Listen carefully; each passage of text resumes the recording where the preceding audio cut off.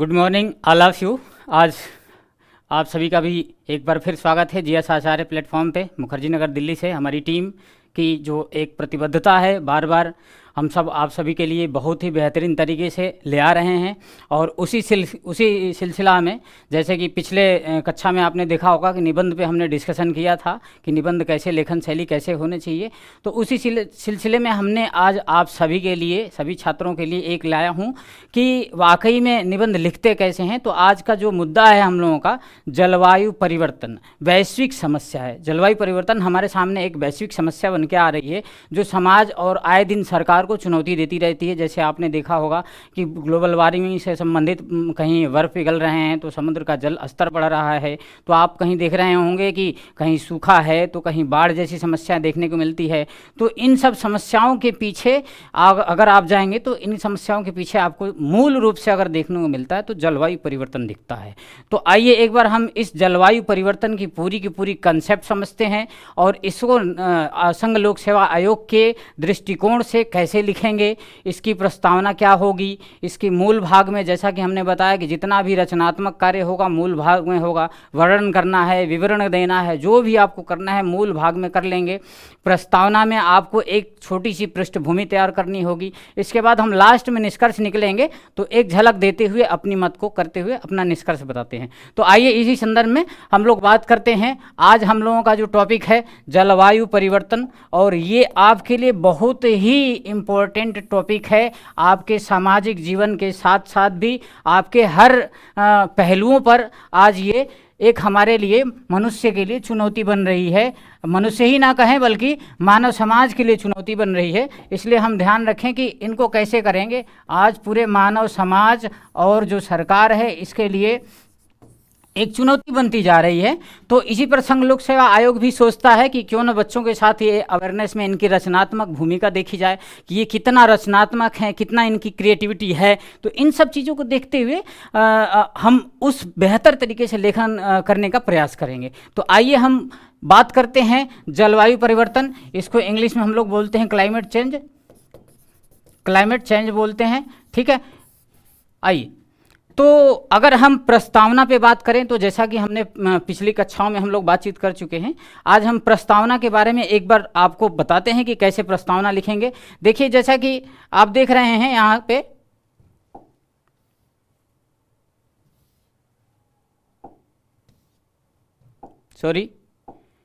आप देख रहे हैं कि जलवायु परिवर्तन जो है वास्तव में पृथ्वी पर जलवायु परिवर्तन की परिस्थितियों में बदलाव है। क्या है? जलवायु परिवर्तन की परिस्थितियों में बदलाव है। और बदलाव कैसा है? बदलाव एक बाह्य और आंतरिक कारणों से है। मतलब कि जो हमारी पृथ्वी है उसके जो बाहरी वातावरण है उसके और पृथ्वी की आंतरिक जो वातावरण है, इन दोनों की वजह, मूल कारण है जलवायु परिवर्तन। क्या है? बाहरी कारण क्या है? तो देखते हैं। तो बाह्य कारण में हमारा सौर विकिरण के बारे में आती है। जो पृथ्वी की कक्षा में, अगर पृथ्वी की कक्षा में परिवर्तन क्या हो रहा है, जैसे आप देख रहे होंगे कि हमारे सामने ग्रह पिंड नक्षत्र पूरे हैं तो वो घूम रहे हैं, तो उनके आकार के साथ साथ उनमें भी गतिशीलता बनी रहती है। तो धीरे धीरे उनका भी आकार, जो परिक्रमण पथ होता है, उनके जो स्पीड होती है मूवमेंट की, ये बदलती रहती है, एकदम साम्य अवस्था में नहीं रहती है, धीरे धीरे बदलाव होता रहता है। तो ये हम बाह्य परिस्थिति मिलेंगे। इनमें और भी बाह्य परिस्थिति है। एक और आप देखेंगे तो ज्वालामुखी विस्फोट से संबंधित एक हमारे पास टूल है। तो ज्वालामुखी विस्फोट ये आंतरिक कारण है। आंतरिक कारण, अगर ज्वालामुखी विस्फोट होता है तो उससे बहुत सारे धुएं, धूल, कण, छोटे छोटे बहुत मात्रा पूरा का पूरा फैल जाते हैं वातावरण में, जिससे एक जलवायु परिवर्तन की बहुत बड़ी समस्या बनी रहती है।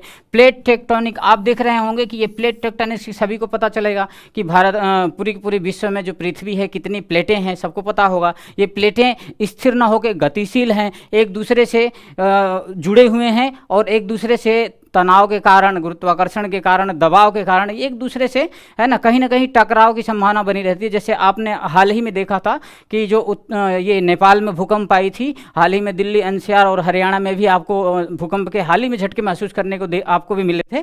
तो इसका कारण यह है कि जो हमारा भारतीय उपमहाद्वीप का जो प्लेट है, हिमालयन प्लेट के सामने टक्कर मार रहा है। तो टकराहट की वजह से कहीं ना कहीं एक दूसरे से ये भूकंप और इस समस्या को हम लोग देखते हैं।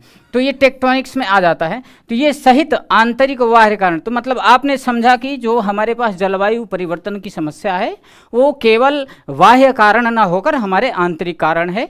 तो आपको क्लियर हो गया कि जलवायु परिवर्तन एक शब्द में अगर कहें तो जलवायु परिवर्तन क्या है, जो हमारे परिवर्तन है, वातावरण है, वो समय के साथ परिस्थितियों में बदलाव है, और ये किन कारणों से है, बाह्य और आंतरिक कारणों से है। ठीक है, तो ये 2 लाइन में आप बता के आगे बढ़ेंगे। आइए आगे चलते हैं। ये आगे नहीं जा रहा है भाई,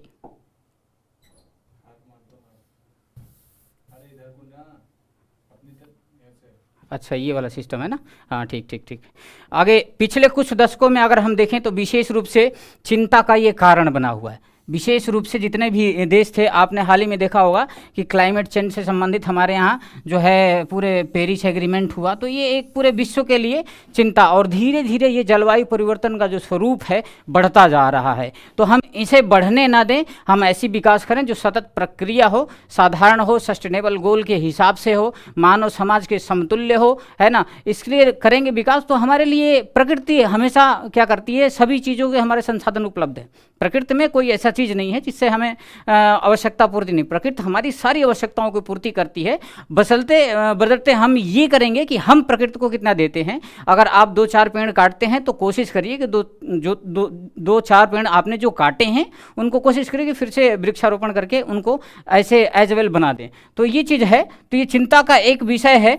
ये चिंता का विषय केवल भारत की समस्या नहीं है, बहुत सारे देश हैं जितने जो कार्बन डाइऑक्साइड के उत्सर्जन करते हैं, जो ग्लोबल टेम्परेचर की इशू बना रहता है आए दिन। तो धीरे धीरे अगर 100 साल में भी 1 डिग्री सेंटीग्रेड अगर टेम्परेचर हम लोगों का बढ़ता है तो ये पृथ्वी के लिए बहुत ही ये इशू बना रहता है। तो इस पर हम लोग बात करते हैं, तो ये कह रहे हैं कि जलवायु परिवर्तन के कई कारण होते हैं। ये परिवर्तन विभिन्न तरीकों से पृथ्वी पर जीवन को प्रभावित करता है। अब आप सोच रहे होंगे कि प्रभाव का क्या कारण है, तो देखिए अब आपने देखा कि हमने एक चीज़ बताई कि जलवायु परिवर्तन जो है परिस्थितियों में बदलाव है। इसके बाद किन किन कारणों से है, बाह्य और आंतरिक कारणों से है। किन में, बाह्य कारण में सौर विकिरण हो जाता है, पृथ्वी की कक्षा में जो परिवर्तन हो रहा है ये हो जाता है। आप देख रहे होंगे कि ज्वालामुखी विस्फोट हो जाता है। प्लेट टेक्टोनिक से संबंधित आप बातें देख रहे हैं, तो ये बाह्य कारण हो जाते हैं। अब आपको हमेशा इस चीज़ को कोट भी करना पड़ेगा, बाह्य और आंतरिक कारण पिछले दशक में क्या हुआ। तो ये हमारी पूरी की पूरी प्रस्तावना में हम इसको बता सकते हैं कि इन कारणों से हो रहा है। इसके बाद हम प्रस्तावना के बाद हम चलेंगे मूल कारण में, इनके मूल कारण क्या है, इनके विस्तार क्या है, तो इसमें चलेंगे। आइए चलते हैं। तो एक बार हम सबसे पहले बात कर लेते हैं कि यूपीएससी किस प्रकार के क्वेश्चन पूछती है। हमने बताया कि आपके पास 250 नंबर का ऑप्शन होता है। 250 नंबर में आपको 2 निबंध लिखने होते हैं, है ना, और उसमें 3 घंटे का आपको टाइम होता है। दोनों में अलग डिवाइड होता है, खंडका में 1 और खंडका में, इनमें 4 होते हैं। तो उसी प्रकार से पिछले जिस प्रकार से पूछा जाता है कि जलवायु परिवर्तन में, उससे संबंधित देख लेते हैं कि यूपीएससी क्या क्या प्रश्न पूछी है ना। इस सिलसिले में आपको हमेशा केवल जलवायु परिवर्तन नहीं दिया जाएगा, ध्यान रखिएगा। तो आइए कुछ पिछले प्रश्न जो पूछे गए हैं यूपीएससी में उसके हिसाब से हम देखते हैं। तो अगर हम इसमें पिछले क्वेश्चन देखते हैं तो जो हमने बनाया है अपने हिसाब से सम इम्पोर्टेंट ऐसे टॉपिक ऑन क्लाइमेट चेंज पर बनाया है। तो आइए देखते हैं। पहला निबंध ये है कि जलवायु परिवर्तन एक वैश्विक चुनौती है। ठीक है, बहुत अच्छा। तो जलवायु परिवर्तन बिल्कुल वैश्विक चुनौती है। तो इसमें आप क्या करेंगे, प्रस्तावना में जलवायु परिवर्तन को बताते हुए चुनौतियां को गिनने के प्रयास करेंगे, लिखने का प्रयास करेंगे बेहतर तरीके से, चुनौती है ना। मूल भाग में आप अगर और भी एक्स्ट्रा इंक्लूडिंग करते हैं तो उसमें कोई प्रॉब्लम नहीं होती, आप अच्छे से इसमें जोड़ सकते हैं। दूसरा सवाल ये है, पूछ रहे हैं कि निबंध में कि जलवायु परिवर्तन चुनौती और समाधान। भाई चुनौतियां तो हर जगह हैं, तो अब इनमें इनके पूछने का कारण है कि जलवायु परिवर्तन के चुनौती क्या है, क्यों है, कैसे है, किन किन कारणों से हो रही है। तो ये जलवायु परिवर्तन की चुनौती में है। और इसका समाधान कैसे है, तो समाधान में हम बताएंगे कि कार्बन डाइऑक्साइड की जो उत्सर्जन है उसको कम करना पड़ेगा, टेम्परेचर जो ज़्यादा बढ़ रहा है उससे जो घटक हैं उनको कम करना पड़ेगा। ठीक है, जो वातावरण में हम आए दिन छोड़े जा रहे हैं, जो भी हमारे पास गैसेस हैं जिनकी वजह से टेम्परेचर, तो इन सब चीज़ों में हमको ज़्यादा फोकस करना होगा। अब तीसरा ऑप्शन ऑप्शन जो है, देखिए तीसरा ऑप्शन कैसे पूछ रहे हैं, निबंध टोटल के टोटल क्लाइमेट चेंज पर ही है, बट पूछने का तरीका इनका कई प्रकार से है। तो हम लोग इनके तरीके पर देखेंगे। लिखना अल्टीमेटम आपको जलवायु परिवर्तन से संबंधित है, लेकिन हम देखेंगे कि ये चीज कैसे लिखना है। आपके पास 5 क्वेश्चन हमने ले आया है निबंध से संबंधित 5। कह रहे हैं कि वर्तमान में जलवायु परिवर्तन की स्थिति गंभीर दिशा में पहुंच रही है। देखिए पूछने का तरीका यहाँ पे देखिए, गंभीर दिशा में पहुंच रही है, पूरे विश्व में इसका असर देखने को मिल सकता है या मिल रहा है, दोनों चीज। तो ये कहने की इनका जो संदर्भ है, कहना वही चाहते हैं, लेकिन सेंटेंस अपने अपने हिसाब से बना देते हैं। तो आप थोड़ा सा सेंटेंस को जब निबंध लिखें तो सेंटेंस को भी थोड़ा सा फोकस करके रखें कि उसको कैसे बेहतर किस दिशा में ले जाना है ना। ये ना कि केवल जलवायु परिवर्तन अपने हिसाब से लिखते जाए, थोड़ा सा सेंटेंस का भी महत्व होता है। पांचवा अगर चौथा देखें प्रश्न, तो जलवायु परिवर्तन का दुष्प्रभाव यहाँ पे और समाधान पूछ रहे हैं। अब जलवायु परिवर्तन से होने वाली समस्या क्या हो रही है उससे, और इसके क्या समाधान कर सकते हैं। तो आपकी समस्या और समाधान के मूल्यांकन जो वो है, आपके लिखने का तरीका से एक स्किल्ड पता चल जाएगा। तो आयोग यही चाहता है कि आप कितने बेहतर तरीके से इन चीज़ों को रिप्रेजेंट करें। आइए नेक्स्ट देखते हैं। तो नेक्स्ट ये है कि ग्लोबल वार्मिंग क्या है। देखिए सवाल बदल गया, ग्लोबल वार्मिंग यानी क्लाइमेट चेंज की ही बातें हो रही है। क्या है, हम इस पर क्या मतलब कि हमारा इस पर क्या असर पड़ रहा होगा। स्टेटमेंट थोड़ी सी त्रुटि है, हमारा इस पर क्या असर पड़ रहा है, मतलब कि क्लाइमेट चेंज बताना है कि क्या है, क्यों है, हमारा इस पर क्या। कुल मिला जुला के वहाँ चुनौती समाधान भी इंक्लूड है, इनमें पूरी की पूरी एक डिटेल में हम बताएंगे। लास्ट जो है देखिए कैसे पूछा जाता है, बढ़ते समुद्र के स्तर से ग्लोबल वार्मिंग का क्या लेना देना है। देखिए निबंध का जो टॉपिक है बिल्कुल क्लाइमेट चेंज पर है, लेकिन पूछा कहाँ गया है, समुद्र के जल स्तर जो बढ़ रहा है उसका घटक एक ग्लोबल वार्मिंग है, ये पूछना चाहते हैं। तो अब सही बात है, बिल्कुल एक घटक है, लेकिन हमें फोकस करना पड़ेगा कि जलवायु परिवर्तन क्यों है, क्या है, कैसे है, कहाँ है, समाधान क्या है, इसके दुष्प्रभाव क्या है समाज पे, अन्य जीव जंतुओं पे कैसे प्रभावित हो रहा, हावी हो रहा है। टेम्परेचर के कारण आप देख रहे होंगे कि गर्मियों में आए दिन पूरी की पूरी जीव जंतु जितने भी होते हैं तापमान को सहन नहीं कर पाते हैं। हालांकि आदमी तो एसी में रह लेता है, लेकिन अन्य जीव कहाँ रहेंगे, है ना। अन्य जीव भी तो हैं इस धरती पे। तो इस धरती पे सभी जीव जंतुओं को देखते हुए हमें सस्टेनेबल विकास करना पड़ेगा, ताकि हमारा क्लाइमेट चेंज जो है बैलेंस बना रहे, है ना। केवल ये पृथ्वी प्रकृति केवल मनुष्य के लिए नहीं है, बल्कि मनुष्य के साथ साथ और भी हमारे, है ना, इकोसिस्टम है, तो उनका हम ध्यान रखे करें। तो इस प्रकार से यहाँ क्वेश्चन पूछे जा सकते हैं, इसका हमें ध्यान देना है। आइए अगले बारे में देखते हैं, अगले स्लाइड पे। तो अब इसमें देखिए, अब सबसे पहले हमने कहा कि अब निबंध की हम प्रस्तावना हम बता दिए कैसे है। अब प्रस्तावना के बाद अब हम बताने जा रहे हैं कि निबंध में जलवायु परिवर्तन क्या है ना। तो क्या है पे हम आपको बताते हैं कि जलवायु परिवर्तन को समझने से पूर्व हमें ये जानना होगा कि जलवायु परिवर्तन दिए गए क्षेत्र में लंबे समय तक होता है। अब जितना एलोबरेट कर सकते हैं करिए, अब इसमें स्टार्टिंग आपका एलोबरेशन का शुरू हो गया है।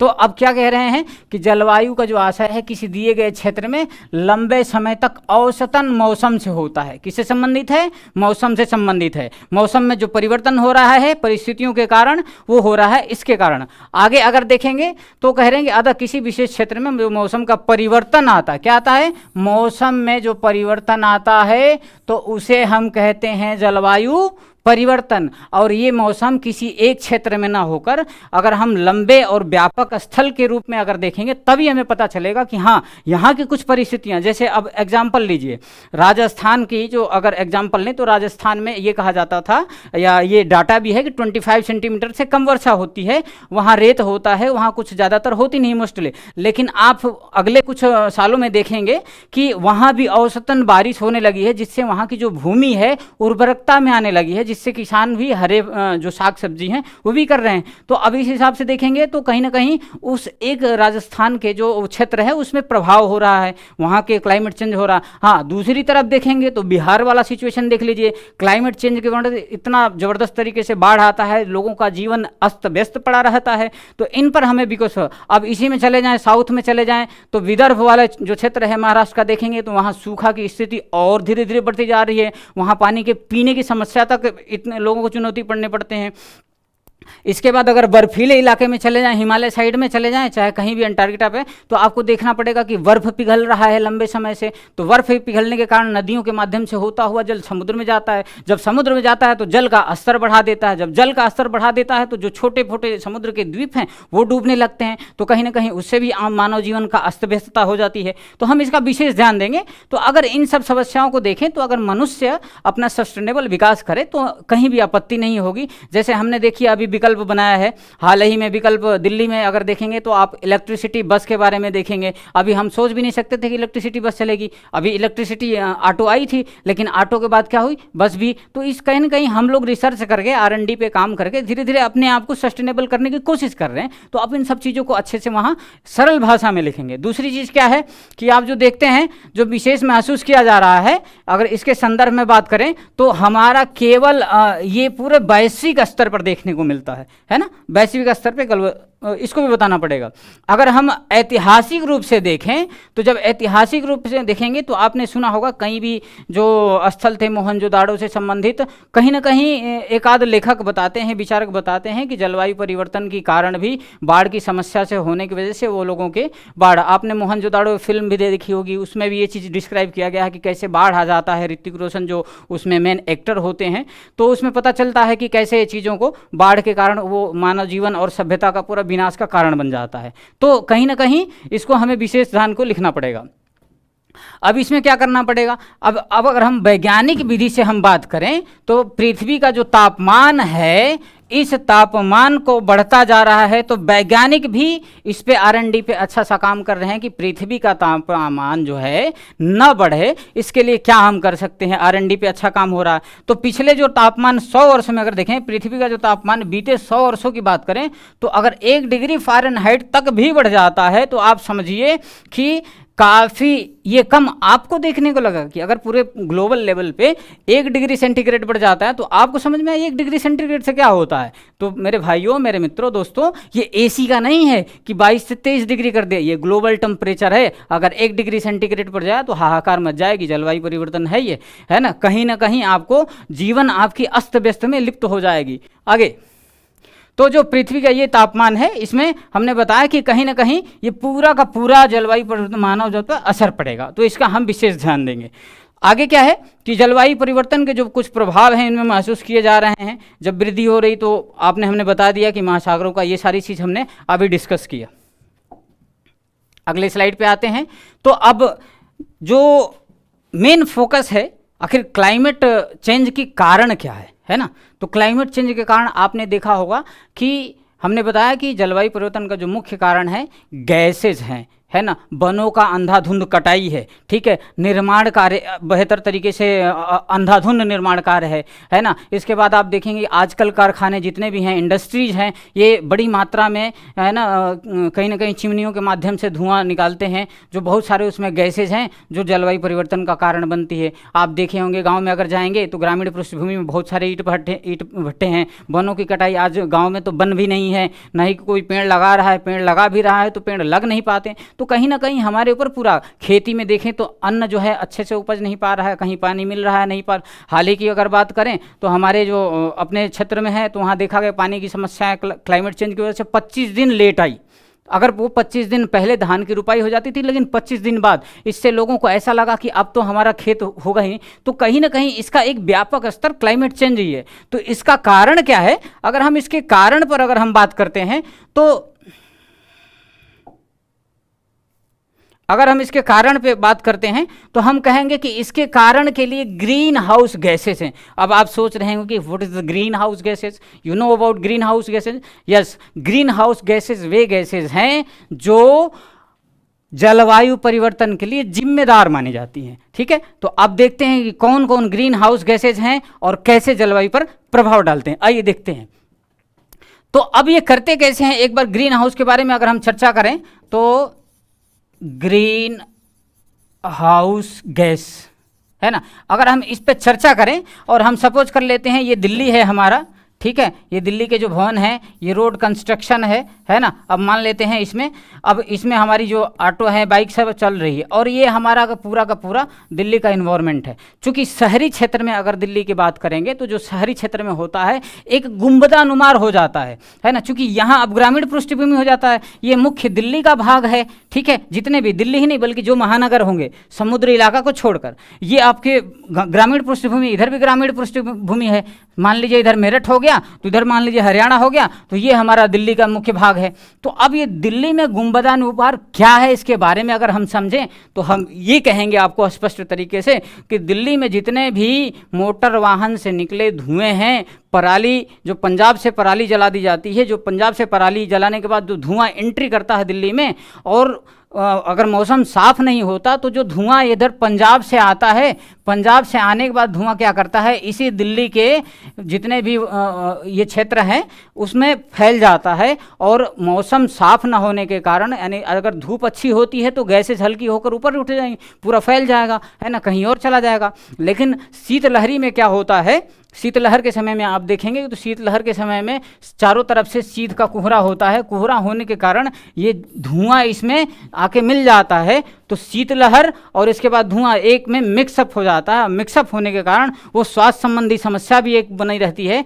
तो अब ये जो गैसेज हैं हमारे पास, ये गैसेज हमारे लिए एक गुंबद का काम करती हैं, टेम्परेचर बढ़ा देती हैं। कैसे? जैसे ही इन गैसों में इधर से रेडिएशन हमारे पास आता है और ये रेडिएशन के बाद जो गैस ये जाने नहीं देता, फिर वापस ही इसी प्रकार से टेम्परेचर। आप एक छोटा सा एग्जांपल आपको बताते हैं। आपने महसूस किया होगा कि जब हमारे पास जब गर्मी या फिर कोई ऐसा मौसम होता है तो मौसम अगर आपका साफ है, बिल्कुल मौसम पूरा एकदम साफ है, क्लीन, आसमान में तारे उगे हुए हैं, तो आपको कहीं भी तरह से ऐसा नहीं लगेगा कि मुझे गर्मी फील हो रही है। लेकिन अगर मौसम के बजाय वहीं अगर आप महसूस करेंगे कि चारों तरफ से बादल घेर लिए होंगे तो कहीं ना कहीं आपको महसूस होगी गर्मी। गर्मी का कारण वही है, जो हीट वेव्स हैं अंदर आने के लिए आ जाती हैं, लेकिन ग्रीन हाउस गैसेज उन्हें बाहर नहीं जाने देती हैं, अर्थात वो रेडिएशन जो होता है फिर से एक लिमिट में बन जाता है, इसलिए हमें गर्मी फील होता है। तो हमेशा ध्यान रखिए। आगे ये बात करते हैं इस पे। तो इसमें क्या है कि ये ग्रीन हाउस जो गैस है एक परत है, क्या है, एक परत के बारे में बनी हुई है। इस परत में क्या क्या है ग्रीन हाउस में, तो मीथेन है। मीथेन अक्सर आप जान रहे होंगे कि धान की जो फसल है उसमें धान की फसल में मीथेन गैस जो होता है ज़्यादा से ज़्यादा इंक्रीज होता है, ज़्यादा से ज़्यादा बनती है, तो वहाँ से ये नाइट्रस ऑक्साइड है, ठीक है, मीथेन गैस में, और कार्बन डाइऑक्साइड है, और भी है CFC और इसके बाद कार्बन फ्लोरोकार्बन भी है, और भी हैं 2-4 गैसें, ठीक है। तो इन पे देखेंगे तो मुख्यतः जो है आपको देखेंगे नाइट्रस ऑक्साइड है, इसके बाद कार्बन डाइऑक्साइड है और मीथेन मुख्यतः है, ठीक है। अगर कार्बन डाइऑक्साइड को नियंत्रित न किया गया तो ये ज़्यादा ही तबाही मचा देगी टेम्परेचर को बढ़ने के लिए, ठीक है। अब ये क्या करते हैं ये लोग, ये जो ग्रीन हाउस गैसेज हैं ये क्या करते हैं, तापमान संतुलन को बनाने में मदद करते हैं। लेकिन मदद यहाँ है नहीं, क्या करते हैं, विश्लेषक ये कह रहे हैं कि पृथ्वी का तापमान काफ़ी कम हो जाएगा तब जब ग्रीन हाउस गैसों का कम उत्सर्जन करेंगे, है ना। अगर उत्सर्जन कर भी रहे हैं तो अलग से हमें वृक्षारोपण भी बेहतर तरीके से करना होगा, संतुलन बनाना पड़ेगा। कुल मिला के अगर संतुलन नहीं है तो ये। अब आधुनिक युग में अगर हम बात करेंगे तो जैसे जैसे मानवीय गतिविधियां बढ़ रही हैं, अब ह्यूमन एक्टिविटी के बारे में क्या है मानवीय गतिविधियां, मानव गतिविधियां वही है जो जिस प्रकार से आदमी अपना विकास कर रहा है, ठीक है। विकास कैसे का मतलब, आदमी सोचता है कि जल्दी से जल्दी एक इंडस्ट्री फैक्ट्री हमारी लग जाए, बढ़िया से प्रोडक्शन हो, है ना, और अच्छा से काम करें, लेकिन इन्वायरमेंट को ध्यान नहीं दे रहा है। इन्वायरमेंट जो स्वयं के लिए सबसे अमूल्य चीज़ है, वातावरण जो स्वयं के लिए सबसे अमूल्य चीज़ है, अच्छा से हमें पूरा का पूरा स्वास्थ्य से संबंधित जो अमूल्य धरोहर है इसकी ध्यान न रखकर हम विकास की तरफ बढ़ रहे हैं। तो ध्यान रखें, विकास अगर संतुलित नहीं होगा तो वो विकास आपके विनाश के बराबर है। इस बात का हमेशा हमें ध्यान रखना पड़ेगा। तो ये चीज़ें हैं। आइए ग्रीन हाउस जो मुख्य रूप से हैं इनके बारे में चर्चा कर लेते हैं, तो कि आपको लिखने में वहाँ सहूलियत होगी। इसका हमें विस्तार करना है। जो ग्रीन हाउस गैसेस हैं सबसे महत्वपूर्ण माना जाता है इन ग्रीन हाउस गैसों को। क्यों? कारण यह है कि किस किस में प्राकृतिक और मानवीय दोनों हैं। अब मानवीय कैसे हैं, प्राकृतिक कैसे हैं। मानवीय के बारे में हमने बताया, अभी बस ऑटो चालक से जो धुएं निकलते हैं, पराली जला देते हैं, ह्यूमन एक्टिविटी, रचनात्मक जो कंस्ट्रक्शन एक्टिविटी है, निर्माण विधि है, उद्योग कारखाने हैं, इनसे जो है ये मानवीय गतिविधि। प्राकृतिक गतिविधि क्या है, प्रकृति में क्या है कि पूरी की पूरी जो जैसे क्लाइमेट चेंज में जो प्राकृतिक गतिविधि है, जैसे क्या बोलते हैं उसको, सुनामी, अरे हाँ सुनामी भी एक कारण हो सकता है, लेकिन उसमें ज्वालामुखी बोलना था मुझे। ज्वालामुखी से जो धुएं निकलते हैं वो बहुत ही बड़े स्तर पर निकलते हैं। कहीं कहीं तो आप देखे होंगे विश्व में बहुत सारे ज्वालामुखी हैं। ज्वालामुखी भी दो प्रकार के होते हैं, एक सुप्त होते हैं और एक सक्रिय होते हैं। तो सक्रिय वाले में अगर देखेंगे आप तो कहीं ना कहीं हमेशा चल रहे हैं, 24/7 उनका कोई लेना देना ही नहीं है। तो कहीं ना कहीं इन दोनों गतिविधियां मानव और प्राकृतिक गतिविधियां हैं, लेकिन अगर मनुष्य संतुलन अपना से स्वयं बनाएगा तो प्रकृति पे बैलेंस अच्छा से किया जा सकता है। ठीक है, आइए तो ये है, इनके क्या है फैक्ट्स देखते हैं। जो इनके अनुसार कार्बन डाइऑक्साइड का सबसे अधिक उत्सर्जन ऊर्जा जीवाश्म ईंधन जलाने से होता है। आज हमेशा सरकार किस बात पे कहती है कि जीवाश्म ईंधन जो है, जीवाश्म ईंधन क्या है, यही है जीवाश्म ईंधन जो आपके पेट्रोल डालते हैं, ये सारे के सारे जीवाश्म ईंधन से ही आते हैं, सारी एक्टिविटी हैं। तो इन पे कंट्रोल, इसीलिए सरकार भी सोचती है, प्रमोट करती है, सौर ऊर्जा को प्रमोट करती है कि अगर सौर ऊर्जा अगर हम प्रमोट कर देंगे, इलेक्ट्रिसिटी बैटरी स्टोरेज करके अगर हम इलेक्ट्रिसिटी को स्टोरेज करने लगेंगे तो हमारा जो जीवाश्म ईंधन है उस पे कर देगा। और जीवाश्म ईंधन में कोयला भी आता है ना। तो इनको अगर करेंगे, बैलेंस करेंगे तो हम धीरे धीरे, तो हमें दोनों को बैलेंस बनाकर चलना होगा, इसलिए हमें विशेषकर ध्यान देना होगा। अब देखिए हमने औद्योगिक बात बताई, ये औद्योगिक क्रांति क्या है आपको पता होगा। औद्योगिक क्रांति के विषय में नहीं जाना है, औद्योगिक क्रांति की एक स्टेटमेंट देते हुए हमें आगे निकलना है। हाँ, बता देना है कि औद्योगिक क्रांति के कारण जो उद्योगों की स्थापना हुई लंबे समय में, और इसके बाद जो चिमनियों से धुआं निकला वो एक गैस के माध्यम से जलवायु परिवर्तन के लिए चुनौती का कारण बना। आइए देखते हैं मीथेन गैस में। मीथेन कह रहे जैव पदार्थों का जो अपघटन है, मीथेन एक सबसे बड़ा स्रोत है जैव अपघटन से संबंधित। ठीक है, उल्लेखनीय इस बात की है कि मीथेन कार्बन डाइऑक्साइड से भी अधिक प्रभावी ग्रीन हाउस है, परंतु वातावरण में इसका मात्रा कार्बन डाइऑक्साइड की अपेक्षा कम है। आपको पता होगा कि कार्बन डाइऑक्साइड की जो मात्रा है वातावरण में 0.03% की है। ठीक है, तो अब समझ लीजिए कि इतना, इससे कम है मीथेन की। मीथेन का जो फार्मूला होता है CH4 होता है, इससे कम है, लेकिन प्रभावी ज़्यादा होता है। मीथेन गैस बोल रहा है, मीथेन गैस की जो एक्टिविटी है ये बताती है वैज्ञानिक तरीके से कि ये ऐसे होती है। अब दूसरा देखें कि एक क्लोरोफ्लोरोकार्बन है। क्लोरोफ्लोरोकार्बन आपको तो क्या है, इसका जो प्रयोग होता है मुख्यतः रेफ्रिजरेटर होता है, एयर कंडीशन होता है, जो आपके घर में AC फ्रिज रखे हुए हैं उनके माध्यम से जो CFC निकलता है वो भी ग्रीन हाउस को बढ़ावा देती है। तो हमेशा ध्यान रखें, गर्मियों के समय में जितनी ज़रूरत हो उतनी ही AC आप अपने लिए करें। ऐसा ना करें कि AC चल रहा है हम कहीं और हैं। तो अगर संतुलित करें तो मानव एक्टिविटी एक संतुलन में रहेगी, तो आगे हमें ग्रीन हाउस में मदद मिलेगी, है ना। अब ऐसा अगर इसमें आप सोचते हैं कि इससे क्या लेना देना है, हमको क्या है ना, हम तो अपने कमरे में हैं, तो ध्यान रखिए मैं दोस्तों, ये मानव एक्टिविटी प्रकृति की बिल्कुल दोनों को संतुलन बना के चलना है। आगे एक और पॉइंट है, ओजोन परत से संबंधित इसका काफी प्रतिकूल प्रभाव पड़ता है। आप हाल ही में देखेंगे 16 सितंबर को विश्व ओजोन दिवस मनाया जाता है पूरे दुनिया में। ओजोन का कारण जो कंसेप्ट है, ओजोन की जो परत होती है, अगर कहा जाता है कि ओजोन की परत में छिद्र हो जाती है, तो कहीं कहीं ओजोन की जो लेयर है ऐसे ऐसे है, पूरे पृथ्वी में ऐसे ऐसे है। ये कहीं पतली ओजोन की लेयर है, कहीं मोटी है। तो जहाँ पतली है लेयर उसको हम लोग छिद्र की संकल्पना देते हैं। उससे क्या आता है, जब आती है जो हमारे पास रेडिएशन आता है, जो हार्मफुल जो रेडिएशन है वो आता है, तो क्या करता है कि हमारे जो मानवीय गतिविधियाँ हैं उस पर बहुत प्रभाव पड़ेगा। आज जिस प्रकार से हम अपने रेडिएशन को बचा पाते हैं उस प्रकार से नहीं होगा, वो सीधे ही पूरी स्क्रीन पर प्रभावित करेगा आपको। जैसे आजकल देखेंगे 90% शहरों में लोग आँख नाक कान मुँह सब बांध के चलते हैं। उसका कारण क्या है, अब आप सोच लीजिए कि अभी आंख कान नाक बांध के लोग चल रहे हैं, जबकि हम इतना जलवायु परिवर्तन को संतुलन करके चल रहे हैं। अगर समझ लीजिए कि अगर वो पूरी की पूरी ओजोन लेयर अगर पूरा वहाँ से डैमेजिंग हो गई, तो अगर वो रेडिएशन जो आएगी इंफ्रा रेडिएशन, तो अगर मानव जीवन की गतिविधि कितनी प्रभावित होगी। टेम्परेचर तो बढ़ेगा ही बढ़ेगा, आदमी घर से बाहर नहीं निकलेगा जब तक सूरज की रोशनी रहेगी, ध्यान रखिएगा। तो हमें सामूहिक तौर पे प्रयास करना है कि कैसे बेहतर जलवायु परिवर्तन की समस्या से निपटें।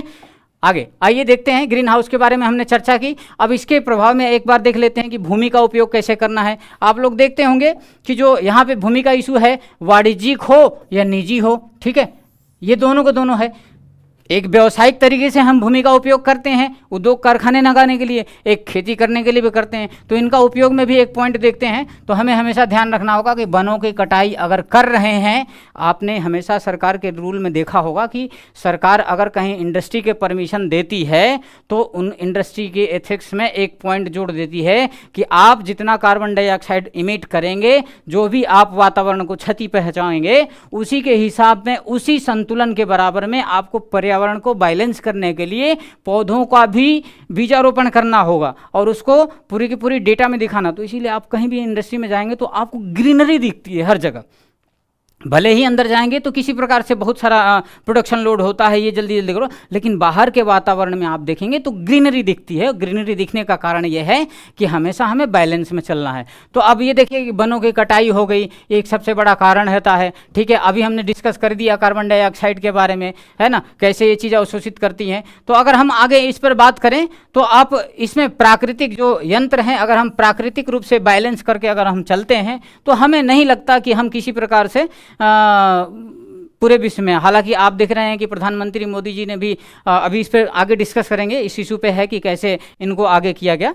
तो अगर देखें कि कुछ देश ऐसे हैं, ब्राज़ील और इंडोनेशिया जो हैं, ये ग्रीन हाउस के लिए सबसे प्रमुख कारण बनी हुई हैं। ठीक है, शहरी समस्या, जो शहरी एक्टिविटी है हमारे देखने में सबसे बड़ी दिक्कत है। शहर में क्या होता है, उद्योग होता है ना, शहर में क्या होता है, औद्योगिकरण होता है और कंस्ट्रक्शन एक्टिविटी होती है। तो इनके कारण हमारा टेम्परेचर भी बढ़ता है और जो आगे हमारा इशू में बना रहता है, क्या होता है, शहर में ज़्यादा से ज़्यादा वाहनों की संख्या होती है, वो हमें सबसे बड़ी दिक्कत करती है। और वो क्या होती है, जीवन के अस्त व्यस्त।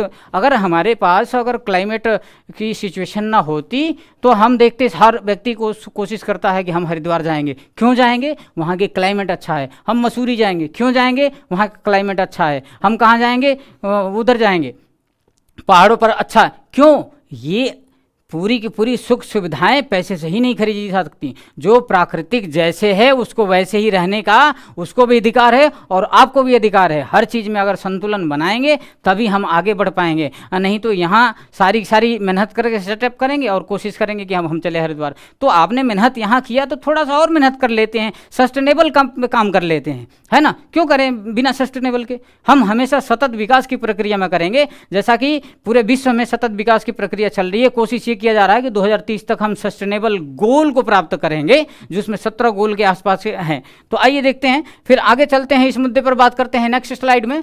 तो अब हम समझ लेते हैं कि जलवायु परिवर्तन के क्या प्रभाव होने वाले हैं मुख्यतः, है ना। मुख्य रूप से हम समझ लेते हैं कि क्या क्या प्रभाव होने वाला है। तो आप पहला देख रहे हैं, तो सबसे फोकस है तो उच्च तापमान हो जा रहा है। क्या हो रहा है, टेम्परेचर इंक्रीजिंग हो रहा है ना। कितना आज इशू बना हुआ है कि अगर 0.5 डिग्री सेंटीग्रेड भी अगर बढ़ गया या फ़ारेनहाइट भी बढ़ गया तो बहुत बड़ा चर्चा का इशू हो जाएगा। कहीं बाढ़ आएगा, कहीं सूखा होगा, कहीं कुछ होगा, ऐसे मवेशी मरने लगेंगे गर्मी के कारण। तो इनमें बहुत बड़ा इशू बना रहता है।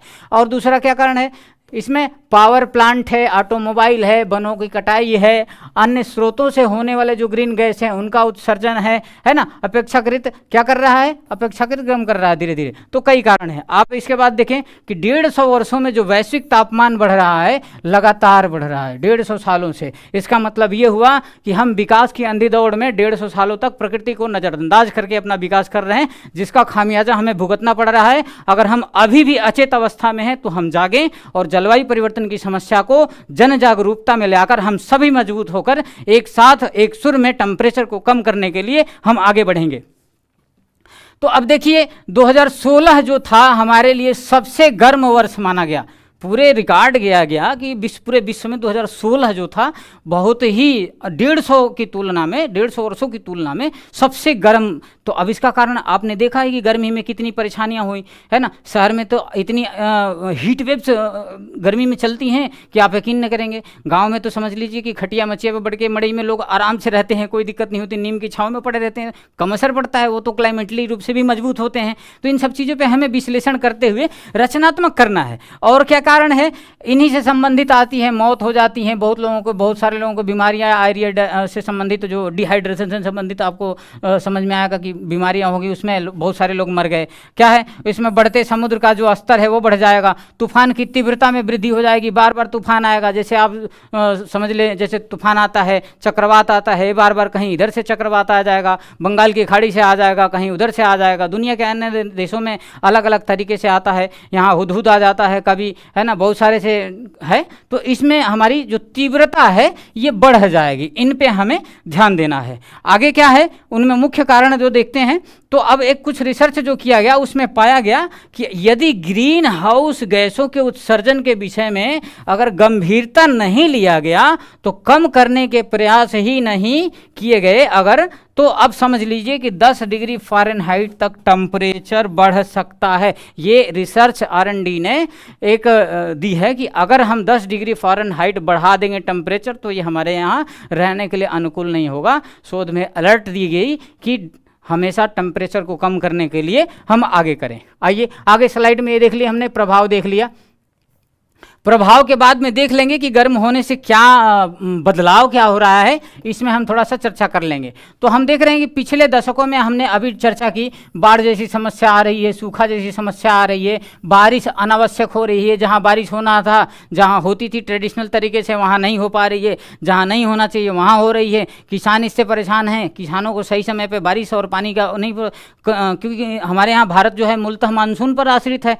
तो अब केवल भारत की बात ना करें, अगर वैश्विक स्तर पे बात करें तो जहां बारिश होना था वहां नहीं हो रही, जहां होना था वहां हो रही। तो अब समझो कि खेती करना है यहाँ पे, भारत मानसून पे निर्भर है, तो राजस्थान में बारिश अगर हो जाएगी तो वो सोख लेगा, उस पर महत्व नहीं आएगा। तो इस पे हमें ध्यान देना होगा। आगे क्या है, इसमें अनियमितता काफ़ी बढ़ जा रही है ना, जाहिर सी बात है, अनियमितता बढ़ जा रही है, और ये एक लंबे समय से चूंकि होगा तो चूंकि आपको पता भी नहीं चलेगा। तो हमें इन बातों का ध्यान, क्या हो रहा है, परिणाम क्या हो रहा है इनका, तो परिणाम हमें यही देखने को आता है कि कुछ स्थानों पर बहुत अधिक वर्षा हो जाएगी, और तो कुछ स्थानों पर बहुत कम ही सूखे की संभावना बन जाएगी। इसलिए ध्यान रहें। या मानसून लेट की शिकायत आएगी। अब जैसे इस साल मानसून लेट आया, फिर अगले साल थोड़ा सा लेट होगा, फिर अगले साल थोड़ा सा, तो इस तरह एक बड़े भूभाग में मानसून एक लंबे समय में अपना परिवर्तन कर देता है। तो इसमें हमें सावधानी रखनी है। आगे चलते हैं, तो समुद्र का जो जल स्तर है उसमें वृद्धि हो जाएगी। अभी हमने बताया कि जो रेडिएशन पड़ते हैं जो उसमें, तो बर्फ पिघलता है, बर्फ पिघलने से बर्फ का जो जल है नदियों के माध्यम से होता हुआ समुद्र में जाता है। समुद्र में जब जाएगा तो समुद्र के जल स्तर को बढ़ाएगा। सोच लीजिए समुद्र इतना व्यापक है, फिर भी जल स्तर वहां जा रहा है, तो अगर समुद्र के अगर 1 मीटर भी बढ़ जाता है तो बहुत सारे ऐसे छोटे देश हैं जो डूब जाएंगे, समुद्र में विलीन हो जाएंगे। तो इसका हमें विशेष ध्यान देना है कि हमें अगर इससे बचना है तो जलवायु परिवर्तन से हमें निपटना पड़ेगा। आइए देखते हैं कि वैश्विक स्तर पर इसकी ग्लोबल वार्मिंग के दौरान हमने अब इस पर डिस्कस कर दी है। जो ग्लेशियर है, ग्लेशियर पिघल जाते हैं, आगे पूरी की पूरी हमने आपको डिस्कस कर दी। तो हमें इनमें वैकल्पिक मार्ग हमेशा ढूंढना पड़ेगा कि किस तरीके से करेंगे। अब हम एक देखते हैं कि अभी हमने इस पर बात की थी, अब देखते हैं वन्य जीव पर क्या प्रभाव पड़ता है। तो अगर हम वन्य जीव की बात करते हैं तो हम नुकसान के अलावा हम फायदा नहीं कर पाते। क्यों? क्योंकि बेचारे काम जो ग्रीन हाउस गैस है, जलवायु परिवर्तन की जो जिम्मेदार हैं, मेन तो मनुष्य ही एक्टिविटी में है ना। प्रभाव किनको झेलना पड़ता? पशु पक्षी अन्य जो जंतु हैं उन पर झेलना। भाई प्रदूषण करते हम हैं, और बेचारे जितने भी अन्य जीव जंतु हैं वो भी झेलते हैं, है ना। दिल्ली में प्रदूषण हमने किया, पूरी की पूरी दिल्ली वासियों ने किया, है ना, आसपास के लोगों ने किया। प्रदूषण किस पे झेलना पड़ा? पक्षियों को उनका नुकसान उठाना पड़ा है ना। जितने भी जीव जंतु हैं उन सब पे प्रभावित पड़ता है। तो कहीं ना कहीं मानव ऐसा विकास करे जो हमेशा संतुलित हो, सबके लिए हो, टिकाऊ हो, सतत हो। इन सब चीज़ों पर हमें ध्यान रखना पड़ेगा। अब इसमें क्या है, देखते हैं प्रजातियों पर। तो कुछ पक्षी की प्रजाति विलुप्त होने की संभावना है। अब प्रभावित ही नहीं बल्कि विलुप्त की बात आने लगी है। तो प्रभावित तो समझ में आ गया भाई, थोड़ी बहुत समस्या आएगी फिर ठीक हो जाएंगे, लेकिन अब विलुप्त जब हो जाएंगे, धीरे धीरे हमारे स्पेसीज जब विलुप्त हो जाएंगे तो वो चीज़ पूरा हमारे इकोसिस्टम को डैमेज करने लगेगा। जैसे हाल ही में आप देख रहे होंगे कि गौरैया को विलुप्त के रूप में दायरे में रखा जा रहा है, कि गौरैया कहीं बिल्कुल ही विलुप्त हो चुकी हैं। अब इसका कारण क्या है? अगर पूरे के पूरे इकोसिस्टम प्रकृति में अगर कहीं भी एक चीज़ डैमेज होता है तो समझ लीजिए आपकी उसका जो रोल था नेचर में वो ख़त्म हो गया, उसके रोल्स की न होने की वजह से उसका नेक्स्ट जो सिस्टम है उस पर प्रभावित होगा। आप ये मत समझिए कि हम ही हैं तो सब कुछ है, ऐसा कुछ नहीं है। गौरैया का जो रोल होता था, गौरैया जो होती थी एक ऐसे कीड़े को खाती थी, खा के ही अपना आवास करती थी, वो सारा सिस्टम होता था। अब वो उनका भोजन भी नहीं तैयार हो पाता है, जो नालियों के माध्यम से वो जो कीड़े निकलते थे छोटे छोटे वाइट वाइट करके, वो क्या होते थे, वो उसमें नालियों में इतने केमिकल डालने लगे कि नाली में केमिकल जाते ही वो जो कीड़े थे, गौरैया का जो मुख्य आहार था वो मर गया। तो चूंकि गौरैया उस पर निर्भर है तो वो भी मर गया, तो गौरैया को चूंकि भोजन नहीं मिला तो वो भी मर गया। विकास की वजह से तो गौरैया मरी रही है। तो जो गौरैया का मुख्य भोजन है चावल थोड़ी है, गौरैया का जो मुख है प्रकृति ने दिया, उसी हिसाब से चलेंगे, है ना। तो इसका हमें ध्यान देना पड़ेगा। तो जो विलुप्ति का शिकार 2050 तक जो विलुप्त हो रही है, आप देखेंगे एक और इशू 2008 में जो ध्रुवीय भालू हैं उनको भी जानवरों की सूची में जोड़ा गया है। क्यों? समुद्र में वृद्धि के कारण क्या हो रहा है, विलुप्त हो रहे हैं। अब लिखिए, अब नया इशू आ रहा है। तो ऐसे ऐसे नित आए दिन भालू की भी प्रजाति खत्म हो रही। भालू में भी बहुत सारी प्रजाति, आप बचपन में देख रहे होंगे बहुत सारे भालू हम लोगों के मदाड़ी उदाड़ी दिखाते वक्त आ जाते हैं, लेकिन अब तो दिखते ही नहीं कि भालू हैं कहाँ, है ना। तो अब समझ लीजिए कि हमारे आसपास अगर नहीं दिख रहे हैं तो समझ लीजिए कहीं ना कहीं उनको जलवायु परिवर्तन का प्रभावित हो रहा है या मानव की विकास गतिविधियों से प्रभावित हो रही। तो इसका हमें ध्यान रखना होगा। अब आइए, जलवायु परिवर्तन से इनके रोग का क्या है और इनके आर्थिक नुकसान क्या झेलने पड़ते हैं। तो जलवायु परिवर्तन से देखते हैं तो इसमें अनुमान जो लगाया जा रहा है कि भविष्य में जो जलवायु परिवर्तन के जो परिणाम है, मलेरिया है, डेंगू है, ऐसी जैसी बीमारियां आए दिन बढ़ती जाएंगी और इन्हें नियंत्रित करना मुश्किल हो जाएगा। कैसे? अब जब ने बताया कि पूरी की पूरी डिटेल बता दी उस प्रकार से, तो ये रोग भी आ जाएंगे। इसके बाद WHO जो हमारी पूरी वैश्विक संस्था है, जो हेल्थ के बारे में काम करती है, पूरे विश्व की जो समस्याएं हैं, बीमारी से समस्या हो चाहे हेल्थ डाइट से समस्या हो, इन सब चीज़ों को बैलेंस करने के लिए एक सजेशन देती रहती है और दुनिया को एक निर्देश जारी करती है कि आपको ऐसे करना है। तो इसमें देखें कि इसके जो है इतने जो हैं अधिक लोगों की मृत्यु हो चुकी है, उसका कारण बताया जा रहा है हीट वेव।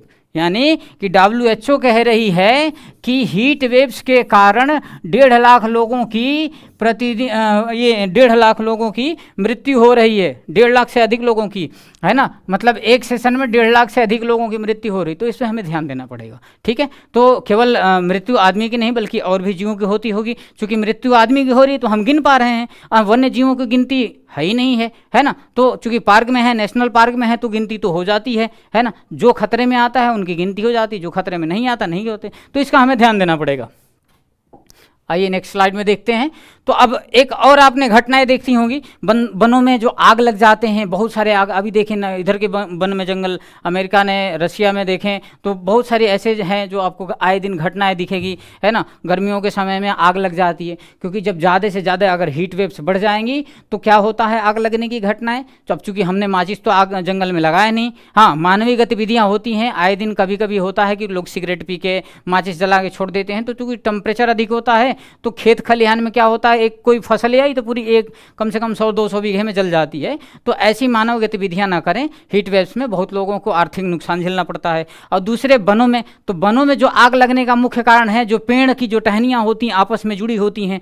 जब हवा तेजी चलता है तो गर्मी जो होती है उसमें टहनियाँ आपस में टकराती रहती हैं। तो टकराने के कारण जो वहाँ से ऊर्जा उत्पन्न होती है चिंगारी के माध्यम से नीचे, और नीचे बहुत सारा चूँकि सूखे पत्ते होते हैं धूप की वजह से, तो वही जो पत्ते होते सुलगते सुलगते एक बड़े व्यापक रूप में आग का ये स्वरूप ले लेते हैं। तो वनों में वन, अब ये समझ लीजिए वन में अगर आग लगता है तो वन के जो भी वन्य जीव हैं वहाँ के आसपास, छोटे सांप, बिच्छू, अकड़े मकड़े जितने भी हैं, ये सारे के सारे जल के मर जाते हैं। तो कहने का मतलब वहाँ का इकोसिस्टम जो है प्रभावित हो गया।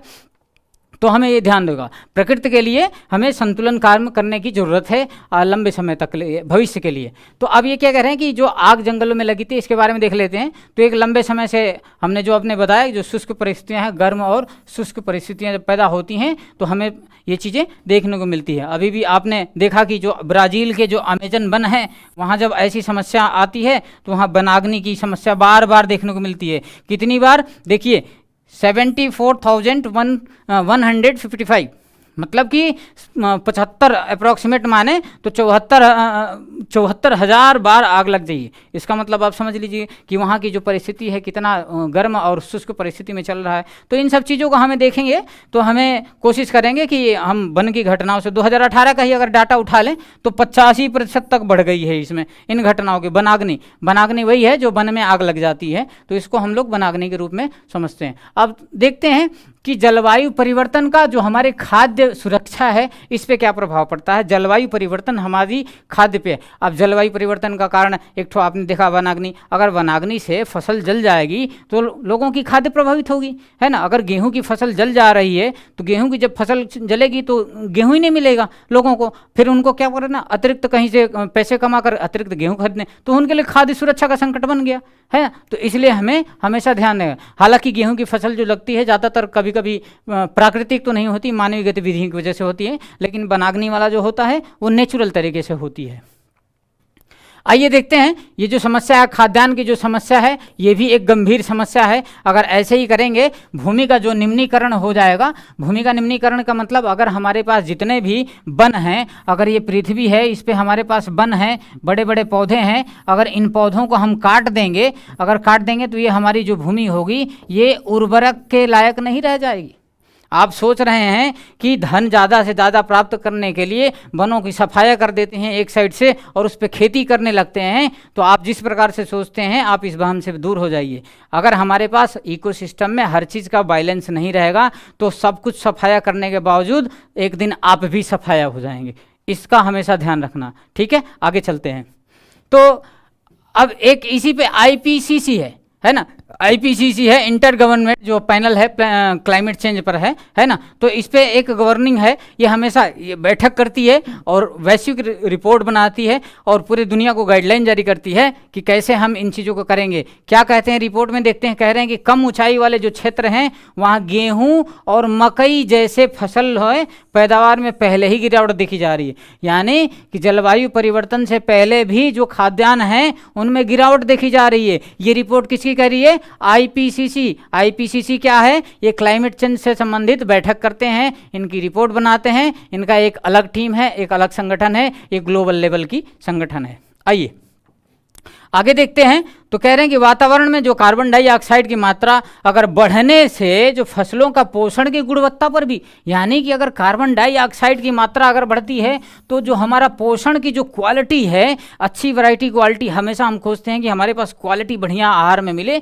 तो कहाँ मिलेगी, नहीं मिल पाएगी, है ना। आप सोचते हैं कि हम अनसस्टेनेबल डेवलपमेंट करता रहें और हमें अच्छी पोषण मिले, नहीं। अगर आप प्रकृति को देते हैं अच्छे तरीके से तो आप ही प्रकृति से कुछ लेने के ही अधिकारी हैं। आप सोचिए कि सारा प्रकृति को विनाश कर दें और हम ही सब लेके बैठें, तो ये तो हो ही नहीं सकता, ये बिल्कुल नहीं हो सकता। तो हमें हमेशा ध्यान देना है कि पोषण की गुणवत्ता के लिए अगर हम अच्छे से कार्य करेंगे तो हमारे लिए भी प्रकृति कहीं ना कहीं हमारी आवश्यकताओं को बड़े लेवल पे पूरा करेगी, है ना। अगर हम विनाश के ऊपर लगे रहेंगे तो हमारा प्रकृति भी विनाश कर देगी एक दिन। आइए देखते हैं। उच्च जो कार्बन है क्या करता है, ये वातावरण में गेहूं की जो पौष्टिकता में प्रोटीन जो 6% से 13%, जस्ते का जो है 4% से 7%, है ना, और लोहे की जो 5 से 8% तक की है क्या कर देता है, कमी कर देता है। जब आपके शरीर में जो पोषक तत्व हैं उनकी अगर कमी हो जाएगी तो आप समझ लीजिए कि आपके नित आए दिन बीमारियों के शिकार होने लगेंगे। अगर शरीर में जस्ते की कमी हो गई तो आप शिकारी बनने लगेंगे, आयरन की मात्रा कम होगी तो आए प्रतिदिन आपकी कमजोरी से संबंधित वीकनेस झेलने। तो इन सब चीज़ों का ध्यान रखें।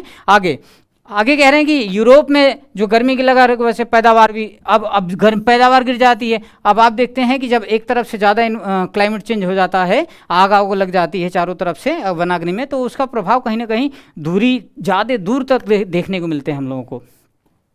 अब आगे हम देखते हैं कि एक चीज़ देखते हैं कि जो इंडेक्स है ब्लूमबर्ग एग्रीकल्चर एक्सपोर्ट इंडेक्स है, ठीक है। ये क्या करते हैं, ये फसल से संबंधित जो भी गिरावट आ रही है उनकी अस्थिरता को प्रदर्शित करते हैं और खाद्य सुरक्षा की कमी को बताते हैं, है ना। तो ऐसे ये रचनाएं निबंध में हमें जितना छू सकते हैं, टच कर सकते हैं, स्टेटमेंट का बढ़िया तालमेल बना सकते हैं और अच्छे से जितने बेहतर लिखने की कोशिश करेंगे वो हमारे लिए सबसे बढ़िया होगा।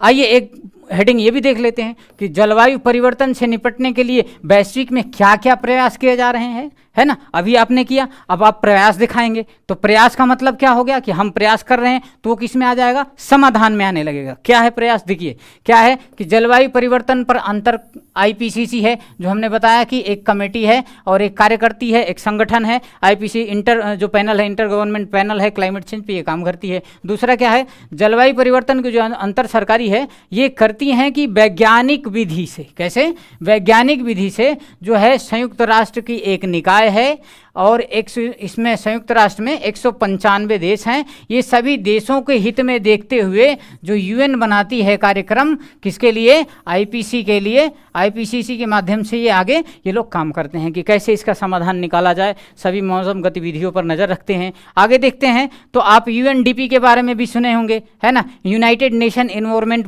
जो है, आप जो प्रोग्राम है इनके बारे में देखे होंगे। जो विश्व मौसम विभाग है, जो संगठन है, WMO के बारे में आप जानते होंगे। तो ये 1988 में जो स्थापित किए गए थे, ये इसीलिए स्थापित किए गए थे, मानसून गतिविधियों को करेंगे, क्लाइमेट चेंज से संबंधित जो असंतुलन है उसको संतुलन में बदलेंगे। अगर नहीं भी हो रहा है तो दुनिया को जागरूकता लगाएंगे, जागरूकता के माध्यम से लोगों को अगर ट्रैक से हटे हैं तो प्लेटफॉर्म पे लाएंगे। ये चीज़ें मुख्य बात है।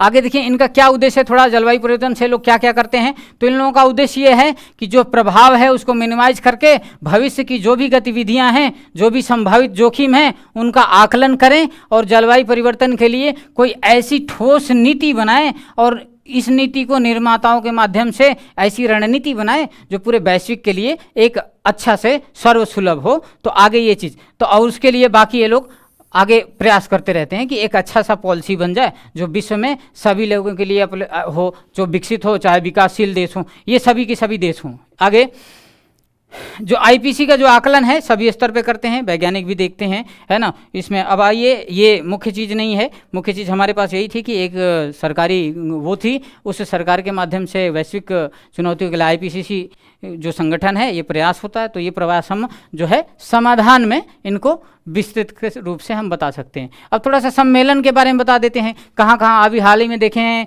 कि सम्मेलन से संबंधित पेरिस एग्रीमेंट हुआ था, ठीक है। तो पेरिस एग्रीमेंट हुआ था तो आपने देखा होगा, तो जो संयुक्त राष्ट्र जलवायु परिवर्तन है उसके लिए फ्रेम, आप एक संगठन का नाम जानते हैं, United nation framework climate change on, ये चीज़ है ना, क्लाइमेट चेंज पे। तो ये चीज़ें हैं। अब इसमें क्या है, इसके बारे में थोड़ा जान ले। ये क्या है, ये एक अंतर्राष्ट्रीय समझौता है, ठीक है। क्या है, अंतर्राष्ट्रीय समझौता। इसका क्या काम है, इसका काम ये है कि जो वायुमंडल में ग्रीन हाउस गैस के उत्सर्जन है उनको क्या करना, नियंत्रित करना, है ना। नियंत्रित करने से क्या होगा कि हम सतत विकास की प्रक्रिया में आगे बढ़ेंगे। दूसरा पॉइंट क्या है कि यह जो समझौता है जून 1992, अब जून 1992 में कहेंगे तो 1992 में एक उसको कहा जाता है कि शायद पृथ्वी सम्मेलन का नाम भी इसमें दिया गया है।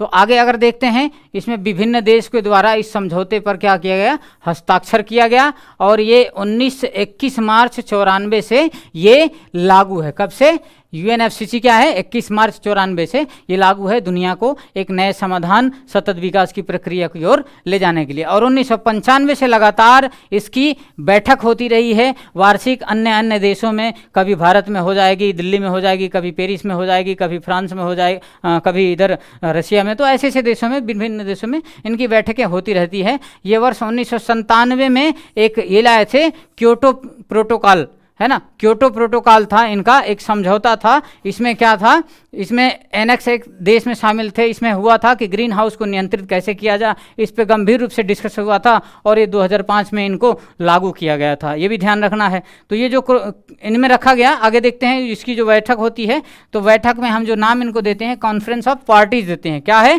कोप। आप हाल ही में न्यूज़पेपर में देखेंगे कि COP नाम से आएगी, तो ये समझ लीजिए कि कॉन्फ्रेंस ऑफ क्या है, कॉन्फ्रेंस ऑफ पार्टी है। अब कोप कहीं एक होगा तो एक तो हो चुका है, कब, 1997 में ही हुआ होगा, ठीक है। तो आज हम कोप 17-18 के बीच में चलने वाले हैं, ठीक है, क्योंकि पेरिस एग्रीमेंट में भी हुआ तो शायद 16वां था। तो आगे चलते हैं, तो इसके बारे में देखते हैं। तो ऐसे हमारे पास एक संगठन है, इस संगठन के माध्यम से जलवायु परिवर्तन के जो नियंत्रण है उस पर काबू करते हैं। पूरे वैश्विक समुदाय के आग्रह करते हैं कि हम जलवायु परिवर्तन को अच्छे से निपटें, जलवायु परिवर्तन के लिए दुनिया के लिए एक नया मार्गदर्शन दें और सतत विकास की तरफ आगे बढ़ें। आइए आगे स्लाइड पर देखते हैं तो एक पेरिस समझौता के बारे में एक शब्द देख लेते हैं। तो जलवायु परिवर्तन से निपटने के लिए क्या था, एक अंतरराष्ट्रीय समझौता था। पेरिस समझौता क्या है, ये है, ये किसमें हुआ था, कोप के अंतर्गत हुआ था। ये क्या है, कॉन्फ्रेंस ऑफ पार्टीज क्या है ना, ये उसमें है अभी बताया ना, यूनिसेफ वो करके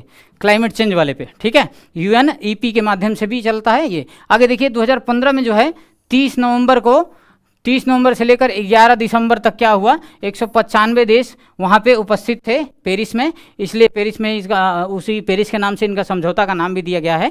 तो ये इसमें मुख्य मुद्दा जलवायु परिवर्तन ही मिला था, और इसमें जलवायु परिवर्तन में मुख्य मुद्दा ये था कि जो टेम्परेचर जो 0.5% 5 डिग्री सेंटीग्रेड बढ़ रहा है उसको कम करने की बात हुई थी। क्या हुआ था कि ये उत्सर्जन को कम करने की बात कहे थे लोग, और इसमें क्या हुआ था कि उत्सर्जन की बात में एक नया ऐतिहासिक फैसला लिया गया कि हाँ, सभी देश सम्मिलित रूप से कहे कि हाँ जी बिल्कुल हम सब आपके साथ हैं। प्रकृति का अगर हम संतुलन नहीं बना पाएंगे तो हमारे जीवन में नित्य आए दिन भी समस्या बढ़ती जाएगी। इसलिए सभी देशों ने एग्रीगेट करके ये चीज़ें को सहमति दी कि हाँ जी पेरिस समझौता बिल्कुल हम सब साथ हैं। हालांकि कभी कभी अमेरिका थोड़ी सी धृष्टता कर देता है, अमेरिका बीच में निकलने का प्रयास किया था पेरिस समझौता से। तो ये चीज़ें चलती रहती है, कुछ राजनीतिक लाभ की वजह से ये चीज़ें आती रहती हैं। तो हमें इस पर फोकस नहीं करना है, हमें सामूहिक रूप से देखना है। तो हमें दो चीज़ ये भी देखना है कि विकसित और विकासशील देश, अगर विकसित और विकासशील देश का अगर कॉम्बिनेशन हम बनाएंगे तो जो विकसित देश हैं हमारे विकास कर चुके हैं, और विकासशील जो देश हैं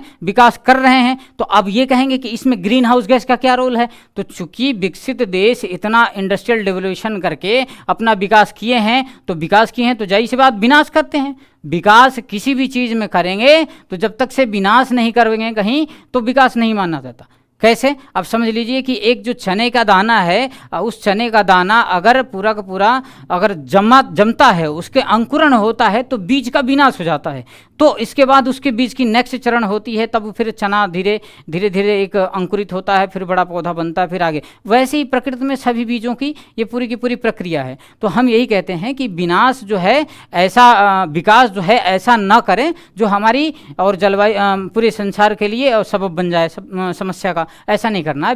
विकास हमेशा हमें क्या करना है, ऐसा करना है जो मानव के लिए सर्वसुलभ हो, हितकारी हो, लाभान्वित हो, सभी जीवों के लिए हो, ऐसा हमें काम करना है। आइए नेक्स्ट पेज पर देखते हैं। तो अब इसमें हम थोड़ा देख लेते हैं कि भाई वैश्विक स्तर पे भारत ने क्या प्रयास किया है। तो भारत हमेशा से ही एक ऐसी संस्कृति रही है जिसमें हम सभी की सुरक्षा के बारे में सोचते हैं, वसुधैव कुटुंबकम के बारे में सोचते हैं, चाहे वन्य जीव हो चाहे कोई भी हो, सबकी हितों की रक्षा करने के लिए ये हमारी जो संस्कृति है, भारतीय संस्कृति प्रतिबद्धता में आती है। तो इसमें हम अगर देखते हैं कि भारत ने क्या प्रयास किया, तो भारत के प्रयास के बारे में अगर देखते हैं तो ये भारत जलवायु परिवर्तन पर राष्ट्रीय कार्य योजना बना रखा है। भारत ने एक राष्ट्रीय कार्य योजना बना रखी है कि हमारे तरफ से जलवायु परिवर्तन के लिए ये काम किए जाएंगे। उस कार्य योजना के बारे में अगर देखते हैं तो इसका शुभारंभ क्या हुआ था, 2018 में राष्ट्रीय कार्य योजना की शुरुआत हुई थी। क्या था इनका उद्देश्य? इस उद्देश्य में ये था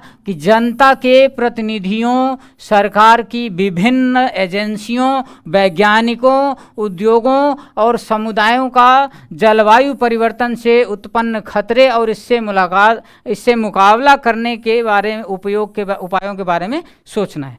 आई समझ में?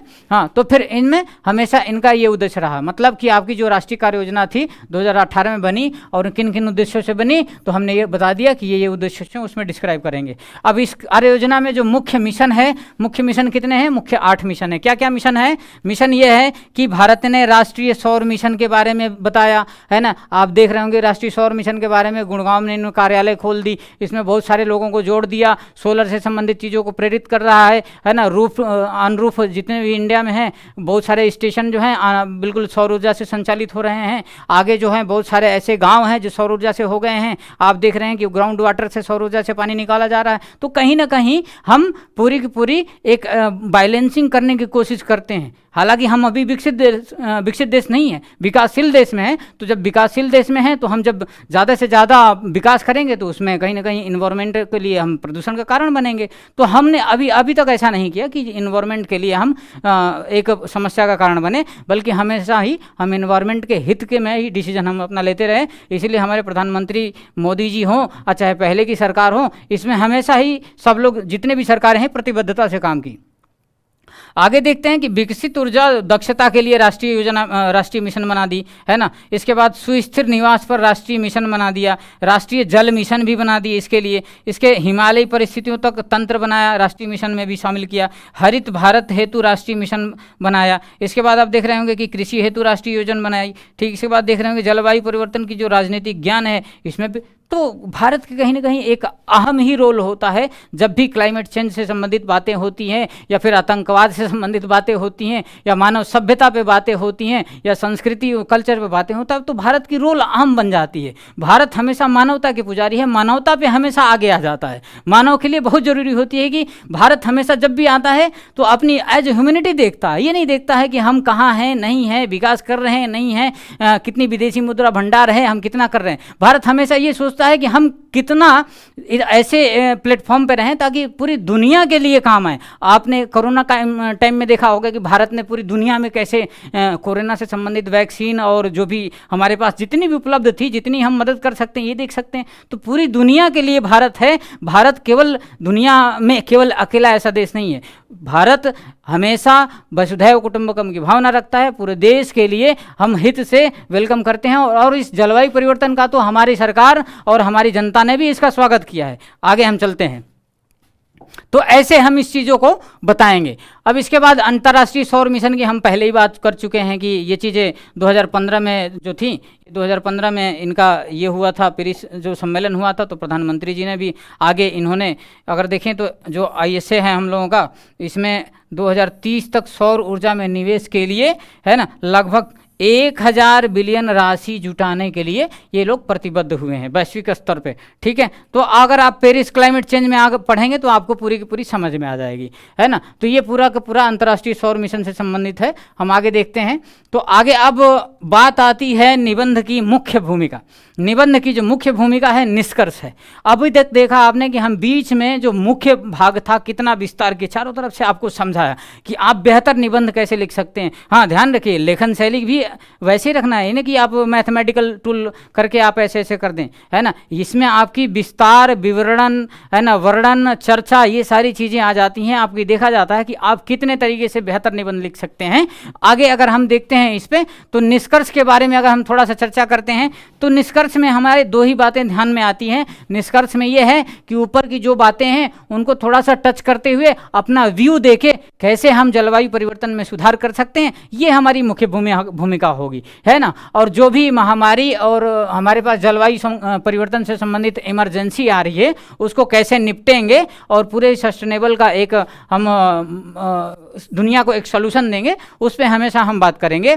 क्लाइमेट चेंज में जो नियंत्रण है इस पे हम फोकस करेंगे कि सरकार अगर ऐसा काम करे जो सस्टेनेबल डेवलपमेंट के बारे में बात करे, है ना, जो उसके उपाय हैं उपायों पर चर्चा करें, कुछ ऐसे दिशा में निवेश करें। जैसे निवेश की बात करेंगे तो जो ISA में इन्वेस्टमेंट किया, है ना, इंटरनेशनल सोलर अलायंस में जो इन्वेस्ट किया, ये क्या था, ये निवेश जो था हमारा, ये निवेश था, ये कैसा इन्वेस्ट था, ये सस्टेनेबल डेवलपमेंट की तरफ जाता है, सतत विकास की तरफ जाता है। तो इस तरह से देखें तो हम इस प्रकार से एक अच्छा सा निबंध हम लिख सकते हैं और पूरे के पूरे बेहतरीन निबंध लिख सकते हैं। अगर आपका अच्छा प्रयास होगा, अगर आप बढ़िया से पढ़ेंगे तो आप देखेंगे कि कितना ही बेहतर निबंध हम अपना प्रेजेंटेशन करते हैं। आपके पास समय 3 घंटा होता है, लिखना एक निबंध 2 होता है, 1200 शब्दों के आसपास होता है। तो आप जितने भी बेहतर तरीके से निबंध लिखें, है ना, कोशिश करें कि लेखन शैली अच्छा कर लें, है ना। जो भी आप करते हैं लेखन शैली में, जब जिस भी टॉपिक की चर्चा करते हैं, हमने शुरुआत में ही बताया कि जो आप प्रस्तावना लिखते हैं तो प्रस्तावना में क्या करिए कि जो भी चीज़ें हैं आपकी पूरी की पूरी एक विवरण में बता दीजिए।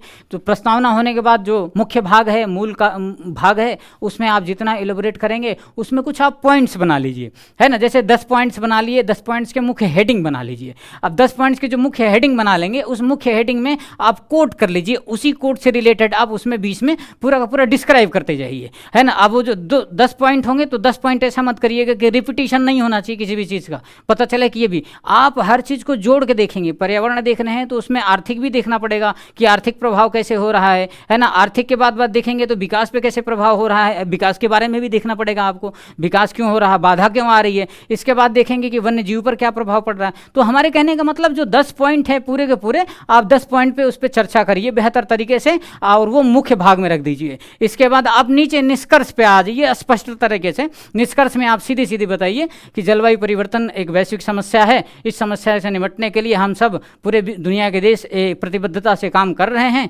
आगामी समय में भी हम सब मिलकर एकजुट होकर काम करेंगे और आगे आने वाली जो विकास होगी, जो विकास की अवधारणा होगी, जो विकास की हमारी धारा होगी, उसको हम पूरे के पूरे संसार के हित में करेंगे, पूरी वैश्विक जनमानस के हित में करेंगे, सबके लिए करेंगे। ऐसे करते हुए आप अपनी मत को देंगे। अगर कुछ अच्छा इंपॉर्टेंट सुझाव आता है तो आप बीच में इंक्लूड कर सकते हैं बेहतर तरीके से, ताकि आपकी निबंध शैली थोड़ा आकर्षक आ जाए। हाँ, ध्यान रखिएगा कि अगर जलवायु परिवर्तन से संबंधित आया तो उसमें शायरी उरी न डालिएगा, शायरी डाल देंगे तो और इशू बन जाएगा। अगर ऐसे कोट अगर आपको दिखता है तो कोट जरूर डाल सकते हैं कि गांधी जी का स्टेटमेंट ये था, है ना, पर्यावरण के संबंधित इन्होंने, सरदार पटेल जी ने ये स्टेटमेंट था। आप कोट देखें उनका, आप उत्तर को, लेखन शैली को ज़बरदस्त बना सकते हैं।